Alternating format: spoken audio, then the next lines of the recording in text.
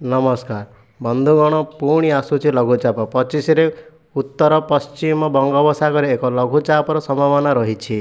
एपटे उत्तर ओडिशा और संलग्नवर्ती गांगेय पश्चिम बंग उपरे एबे एक घूर्णिबलय सक्रिय रही। 27 तारिख सकाळ पर्यंत राज्यर विभिन्न जिले में प्रबल वर्षार संभावना रही। आज 5टी जिले प्रबल अति प्रबल वर्षा पाई ऑरेंज अलर्ट जारी होईछि।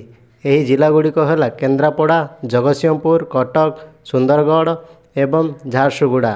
बाकी 25 जिले में प्रबल वर्षा सह बिजुली घड़घड़ी होबार संभावना नहीं येलो वार्निंग जारी करा जायछि। 25 तारिख राज्य में बढ़िब वर्षा परिमाण बोली आकलन करिछि आंचलिक पाणीपाग विज्ञान केन्द्र। आसंता 27 तारिख पर्यंत राज्यर विभिन्न स्थान में वर्षा लगी रहिब। 2टी जिले में अत्याधिक वर्षा और 21टी जिले में स्वाभाविक वर्षा रेकर्ड करा जायछि। बाकी 7टी जिले में नियंटिया वर्षा चिंतार कारण पलटिछि।